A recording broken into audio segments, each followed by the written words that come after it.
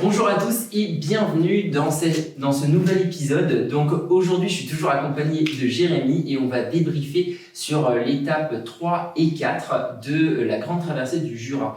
Si vous n'avez pas vu l'épisode 1, je vous conseille d'aller le voir et je le mets en fiche juste ici. Et nous, on est parti pour l'étape 3 après le générique.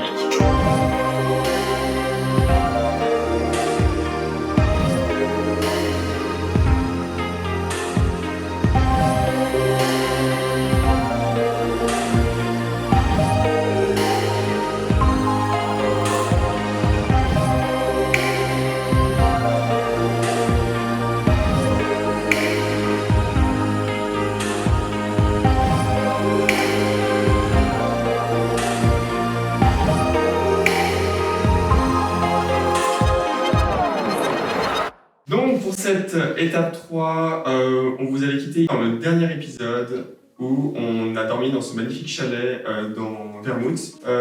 À savoir l'étape 3, l'objectif est de relier Mout, qui est au 28e kilomètre, jusqu'à Pré-Poncet, Chapelle-des-Bois. C'est aux alentours du 43e, 45e kilomètre. Donc c'est une étape qui n'aura pas vraiment énormément de dénivelé par rapport à ce qu'on a connu auparavant sur la montée du Mont d'Or et sur l'arrivée du télésiège Memoran. Mais ça reste quand même assez vallonné. De toute façon, de toute notre traversée du Jura, tout ce trek sera vallonné et vu que c'est en raquette, ça sera plus ou moins difficile. Et puis c'est parti.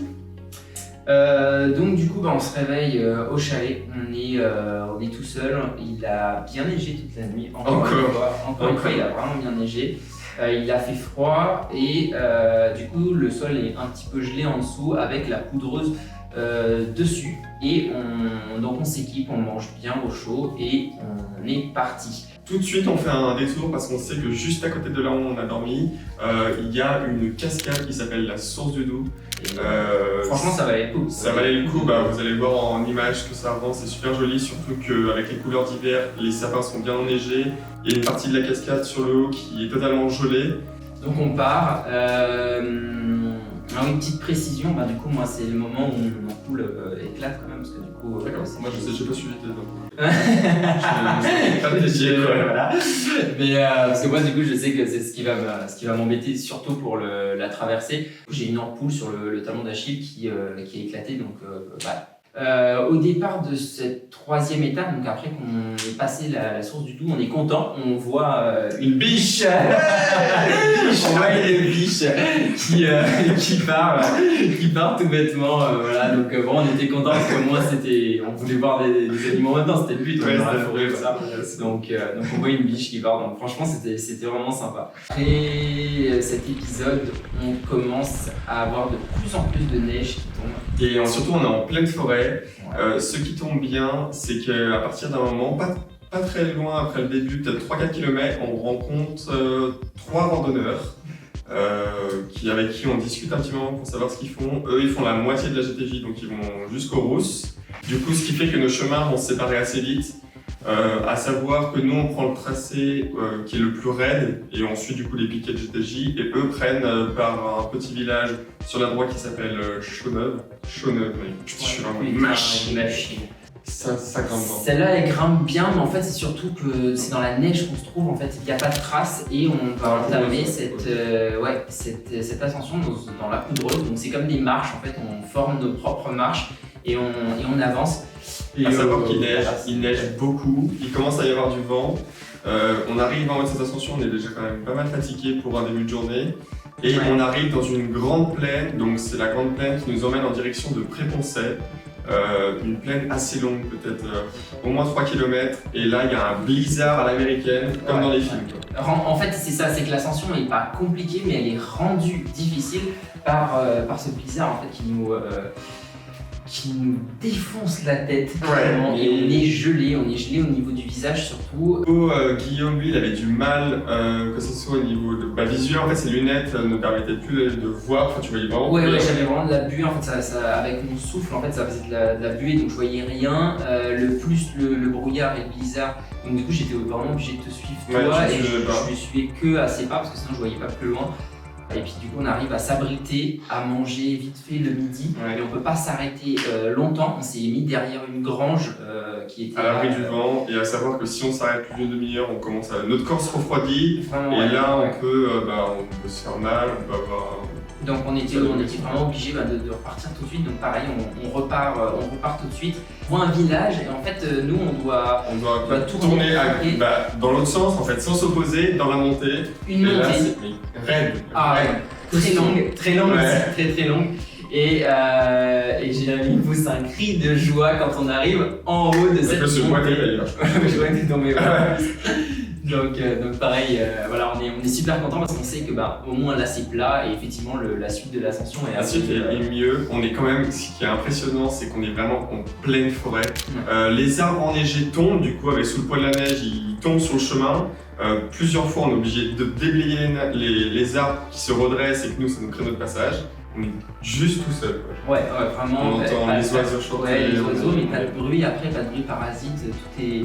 Il y a juste nos pas et nos voix quand on discute et c'est juste ce qu'on recherchait. C'est ça. C'est vraiment isolé, t'es bien. Vraiment bien. Cette photo pour nous indiquer le chemin. Voilà. Voilà. Il y a facile 2 mètres de neige. Facile 2 mètres. C'est pour ça qu'on a des petites crampes. Ah putain. Et on a monté tout ça. Et il nous reste encore tout ça. On arrive sur le petit village de Pré-Poncet. Alors Pré-Poncet, c'est un micro-village, hein. C'est vraiment une base de station de ski de fond. Ouais. À la base où il y a des enfants qui viennent faire leur activité de la journée, il y a aussi toutes les personnes qui veulent, tous les fondeurs qui veulent pratiquer leur activité. Et là on entend juste les gosses et puis finalement voilà on arrive Alors, très vite. on trace notre chemin quand même, on sait qu'on ne peut pas s'arrêter à Pré-Poncet parce que c'est à hauteur du 40e kilomètre qui nous en reste potentiellement 5. Ouais. Du coup on avance. Et on se dit, il est quoi, 15h30, 16h, et on se dit qu'on va pas tarder à s'arrêter, on voit ce qui se passe, quoi. Donc là actuellement on cherche notre chemin. Et il grêle. Voilà, une petite grêle, hein, pas méchante, mais il grêle quand même. On aura tout vu aujourd'hui. On aura tout eu. Bon, On aura c'est tout parti eu. pour descendre. Et on arrive en fait sur la piste de ski de fond juste après Pré-Poncet. On cherche un endroit parce qu'il faut savoir que là où on arrive en fait, c'est une grande vallée où toutes les maisons sont dispersées. Mais là du coup on arrive dans cette zone et donc on sait que si on va aller de maison en maison, ça va être assez long. Et finalement je discute avec ce musher et là il me dit écoutez oui on a une salle où on peut vous laisser et tout donc on y va. Il caille un peu dans cette salle. Il caille un peu dans cette salle quand même. Et il dit qu'il va pas forcément allumer le chauffage. Pour lui, le chauffage, c'est une cheminée, Voilà. vraiment. Donc il y a des toilettes si on a besoin et tout. Puis finalement, il nous dit venez dans une autre pièce et pour manger si vous voulez et tout. Donc on laisse nos sacs et tout. On va dans cette pièce, on se réchauffe et tout. Donc là, la pièce, il faut savoir qu'elle est composée de la bois, là, il y a une table. Et par contre, il n'y a pas d'eau courante. Hein. Toute l'eau, c'est de l'eau de pluie qui est donc une bassine qui est chauffée et une bassine qui est froide. Donc pareil pour faire la vaisselle. Pour se laver, c'est pareil. Il y a du gaz. Mais bon, voilà, on ne sait pas qu'on peut dormir ici encore. C'est juste qu'on va pouvoir manger et passer la soirée ici avant d'aller dans notre pièce pour dormir. Mais on se dit, il n'y a rien de clic-clac, on est très vachement bien. Et finalement, après avoir discuté avec le musher, il nous dit oui, il n'y aura pas de souci, vous avez qu'à tirer le clic-clac, vous pouvez vous mettre ici, enfin voilà, il n'y a pas de souci. Donc pareil, on en profite aussi pour sortir, pour aller voir les chiens tout simplement parce qu'ils étaient super beaux. Et là, de super voilà, moment magique, hein, clairement, on voit les chiens, il y a un chien qui nous il arrête pas d'être avec nous, on lui fait des câlins, enfin, il est adorable. Et puis on voit le moment du repas où ils mangent de la truite, ils sont tous obéissants. La relation entre le musher et ses chiens. 41 chiens. Et donc donc là on est aux équipements Adams, tout à fait. Et pareil, on les remercie du fond du cœur pour cet accueil qu'ils ont eu. Ils sont vraiment tous très gentils. Et on tease un petit peu, mais on va probablement les revoir très prochainement. Mais ça, vous le verrez dans une prochaine vidéo si. On verra. On avait emmené de la semoule en plus de notre repas. Donc on n'a pas encore précisé notre repas, ce qu'on mangeait. On n'avait plus de lyophilisés.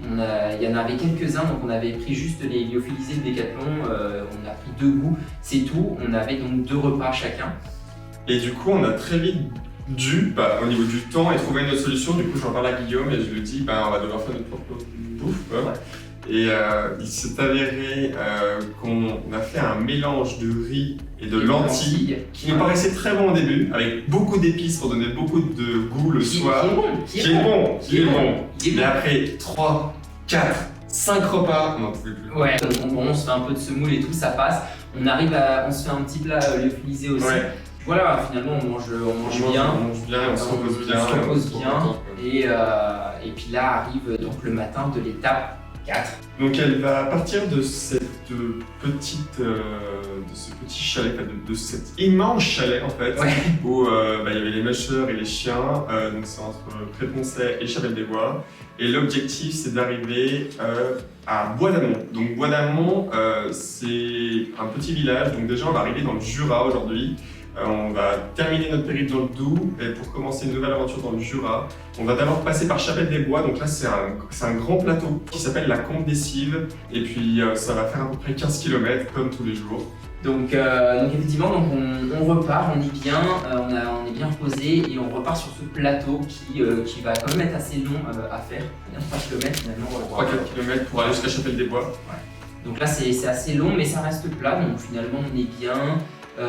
Chapelle-des-Bois, on y passe rapidement, il y a une petite église et tout, c'est sympa. Puis là, on part sur une ascension, sur une montée. Donc déjà, après Bois d'Amont, on est à flanc de falaise. Donc il y a la falaise et nous, on passe au travers, mais ça monte tranquillement. Donc on se dit, finalement, si c'est ça l'ascension, pour l'instant, on est bien.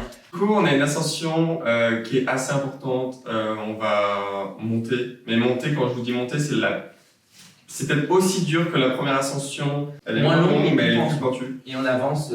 À notre rythme. On est facile à 1 km/h, clairement. Ouais, mais on peut pas faire plus. Surtout en raquette. Donc là, on est après l'ascension. On est au Belvédère. D'ailleurs, les images sont assez incroyables. Ah bah là, franchement, on est super bien. C'est magnifique. On voit le lac des Mortes. Le lac des Mortes. Les lacs qui sont gelés, on les voit en fait finalement même pas. On voit tout du Doubs qui est magnifique. Ah ouais, mais les couleurs sont. Surtout, on a de la chance. On a un beau temps. Du coup, on a une super visibilité, ce qui nous permet d'avoir un panorama assez incroyable. Là on part du coup, donc c'est un peu compliqué de se retrouver puisqu'en fait nous on a pareil suivi les traces pour aller vers le Belvédère. Les traces de la GTJ ne sont pas bien formées et effectivement on doit s'engouffrer dans la forêt du Rizou. La forêt du Rizou, exactement, qui va être une des portions, je crois que j'ai les plus belles. Ah ouais, moi franchement je pense que cette portion elle est magnifique. On est au milieu de la nature, il n'y a qu'une trace et puis finalement on a toute cette forêt autour qui va nous conduire jusqu'à Bois d'Amont. Et puis surtout on va traverser le Jura, enfin on va arriver dans le Jura. Là, je suis dans le Doubs, dans le département du Doubs. Et là, juste là, ici, là, je passe dans le Jura, mec. Je viens de faire un pas dans le Jura. Et pour nous, c'est quand même quelque chose de. C'est une première étape dans tout ce trek parce qu'on savait qu'on avait 3 départements à traverser, on en a terminé un. On se faufile à travers pas mal d'arbres en fait, parce que du coup, on sent quand même que la forêt est plus dense. Arrivé dans le Jura, la forêt est plus dense et on arrive à Bois d'Amont. Moi, clairement, j'ai mal aux pieds. Je suis crevé. On est fatigué. À savoir qu'ils annoncent des températures à -12. Pareil, on arrive dans la ville, on marche 1,8 km. Ouais. En plus en fait. On avait prévu de s'arrêter à Bois d'Amont, qui est un village, je sais pas comme Préponcet, où là c'était vraiment tout petit. Non, là c'est un vrai village, donc pour trouver une habitation c'est plus compliqué, j'ai envie de dire. C'est presque comme si on allait faire du porte-à-porte, sauf que tout est fermé, il n'y a pas de lumière, il n'y a rien qui nous indique qu'on peut aller dans cette maison toquée. Donc on marche et on tombe sur... En fait, ensuite, le tracé GTJ, on prend un peu d'avance sur le lendemain. Et on tombe, on voit des femmes qui partent sur la droite vers des habitations, du coup on les rattrape en raquette. Et on leur explique la situation de nouveau, C'est comme ça. on a l'habitude de faire. Voilà, on demande un garage et les deux premières femmes nous disent ah bah écoutez, nous si vous voulez un garage, il n'y a pas de souci, on a un garage. Et l'autre dame nous dit ah mais moi j'ai au-dessus de chez moi j'ai une pièce que j'utilise pas. Il y a un lit donc si vous voulez, moi ça me dérange absolument pas. On lui dit oh bah c'est génial et donc on remercie Nora. Merci Nora. Merci beaucoup Nora de nous avoir et sa famille hébergés. aussi. Ouais. Je pense à son mari, à son fils. On arrive à se faire une petite sieste, on arrive à bien dormir, on mange la même chose que d'habitude. Ouais. Pour le coup, il n'y a pas de douche. Bon, voilà, c'est pas grave. C'est pas grave, hein, ça c'est pas. On n'est pas bien là? Hein, Jérém? Voilà. Du coup, là carrément on remercie Nora. Ce soir il faisait -8 dehors. Du coup elle nous prête c'est un petit endroit qu'elle avait au-dessus de chez elle. Du coup c'est parfait, on va pouvoir dormir, se reposer. Et moi je vais pouvoir panser mes pieds et surtout mes blessures. J'ai mal, mais qu'est-ce que j'ai mal. Je souris parce que je suis super content d'être à l'intérieur dans une maison au chaud. Mais j'ai terriblement mal aux pieds, j'ai une ampoule. Et donc voilà pour ces deux étapes. Donc j'espère que ça vous a fait plaisir. N'hésitez pas à liker et surtout partager. Et si vous voulez voir les prochaines étapes à suivre, n'oubliez pas de vous abonner et d'activer la cloche. C'est super important si vous voulez être au courant des nouvelles vidéos qui arrivent sur la chaîne. Je vous dis à plus. Salut. Ciao.